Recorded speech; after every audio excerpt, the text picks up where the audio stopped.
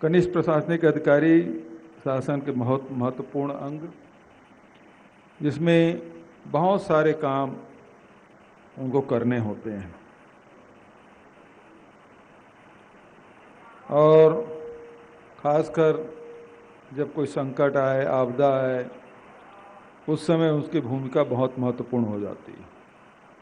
2 साल कोरोना के बीते, उस समय जितने भी शासकीय कार्यक्रमों का आयोजन कराना होता था, आप लोगों ने पूरी निष्ठा लगन के साथ उसका क्रियान्वयन भी किया और लोगों तक सहायता पहुंचाई। वो कोरोना काल, जो ये प्राकृतिक विपत्ति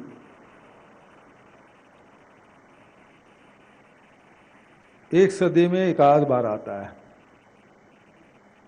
इस समय भी अचानक आया। इसकी दवाई किस प्रकार से होगी, इसके बचाव किस प्रकार से होंगे, किसी को कोई पता नहीं, न डॉक्टरों को, न वैज्ञानिकों को, न प्रशासनिक अधिकारियों को, न राजनेताओं को कुछ समझ नहीं आया। में इससे लड़ना था और उस समय पूरे देश में भगदड़ मची थी। खासकर दिल्ली राजधानी में तो बहुत ज़्यादा ऑक्सीजन की कमी, बेड की कमी, बड़े शहरों में लोग जूझ रहे थे, गांव से भाग भाग के शहर की तरफ आ रहे थे। ऐसे समय में ग्रामीण क्षेत्र में पीएससी है, सीएससी है और जितने भी हॉस्पिटल हैं, उसमें बेड की व्यवस्था करना, ऑक्सीजन की व्यवस्था कराना, ड्यूटी लगाना, और उस समय डॉक्टर की कमी थी, नर्स की कमी थी, वो सारी चीज़ें उस समय, फिर राशन की व्यवस्था करना, वो सब बातें उस समय जो भूमिका रही है विभाग की, मैं केवल एक विभाग की बात नहीं करूँगा, लेकिन कोऑर्डिनेशन का काम तो तहसीलदार है, एसडीएम है, जिला में कलेक्टर है, इन्हीं लोगों को करना। उस समय जो भूमिका आप सबकी रही है उसकी मैं भूरी भूरी प्रशंसा करता हूं। और जो जिस प्रकार से प्रबंधन छत्तीसगढ़ में हुआ, उसके सभी लोगों ने, पूरे देश भर में उसकी चर्चा रही और उसकी तारीफ हुई है। अभी जिस प्रकार से प्रदीप जी ने जो बताया कि आप लोग तो अतिक्रमण से रोज जूझते हैं, कोई 5 डिसमिल जमीन भी किसी का बेजा कब्जा हो गया तो उसके लिए जमीन तो एक व्यक्ति कब्जा करता है, दूसरा व्यक्ति प्रभावित होता है, लेकिन गांव में हो या शहर के मोहल्ले में हो, वो पब्लिक के 2 भागों में बढ़ जाता है और वो फिर राजनीतिक रंग भी ले लेता है। फिर सबसे कहा जाता है, अच्छा मैं अतिक्रमण करें, ठीक है, ओकरो हटा।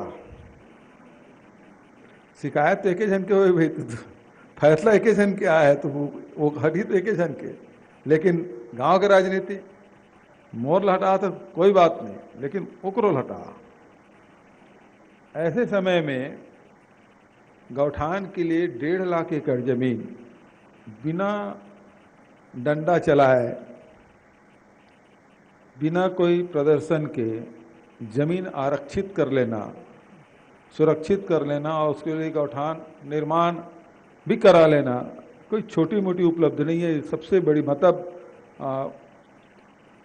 बिल्कुल साइलेंट रिवॉल्यूशन कह सकते हैं इसको, बड़ी क्रांति है ये।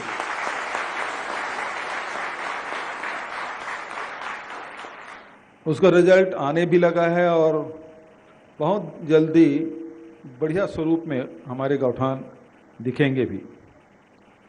दूसरी बात यह है कि आप लोगों में क्षमता बहुत है, काम करने की क्षमता अद्भुत, अद्वितीय।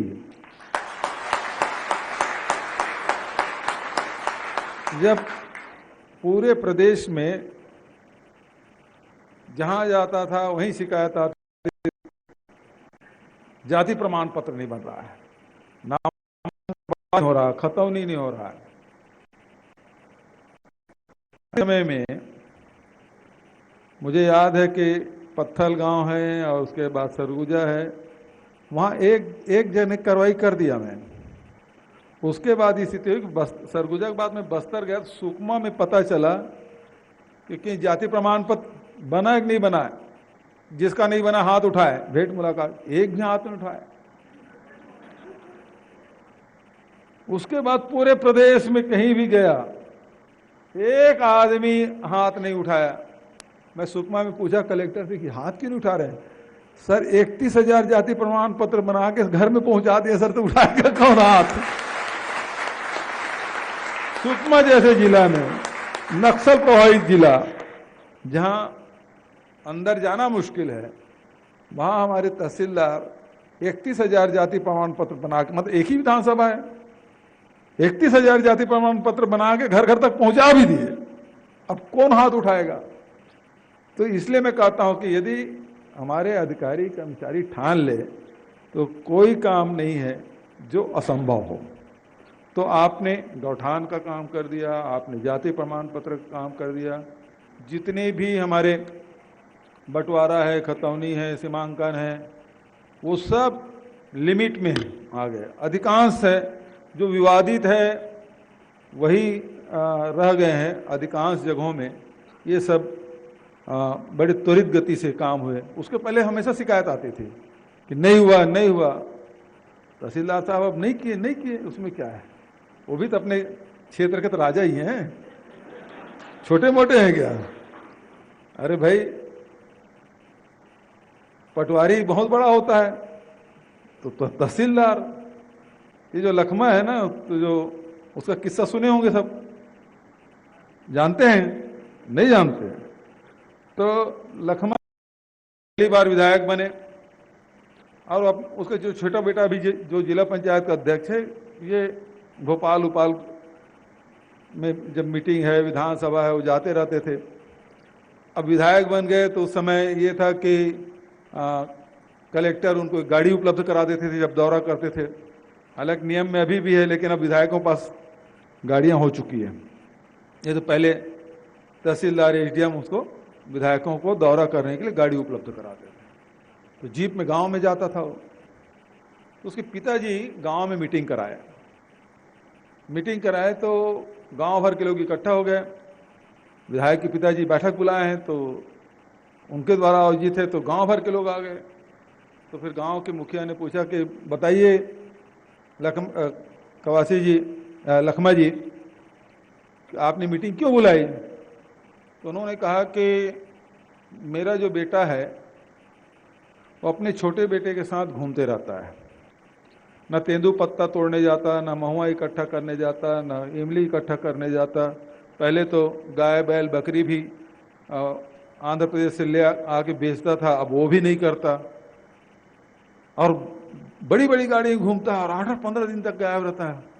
इतना पैसा कहाँ से आता है? चोरी उरी जरूर करता होगा, तभी ये गाड़ी में घूमता है, तभी इसलिए बैठक बुलाया हूं। तो लोगों ने कहा कि अब वो विधायक बन गया है। उसके पिताजी ने कहा पटवारी भी बड़ा हो गया है।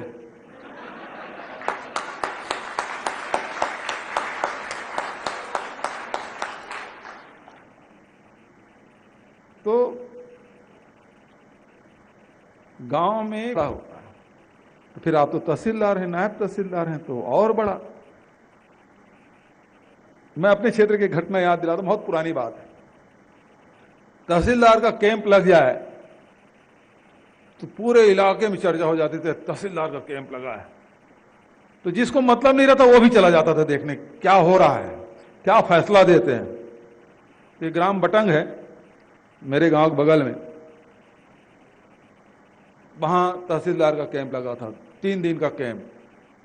सारे प्रकरण सुने जा रहे हैं, निपटाए जा रहे हैं। तहसीलदार के कैंप लगे हैं तो पटवारी भी हैं, कोटवार भी हैं, आरआई भी हैं, सब लोग लगे हुए हैं, है ना। कोई अप्रोच लगाने में, कोई तीमारदारी में, कोई कुछ करने में, कोई शिकायत करने में, सब लगे हुए थे। गांव में एक शिकायत आई कि मेघनाथ वर्मा, उसका भाई फ्रीडम फाइटर थे, मेघनाथ वर्मा ने रावण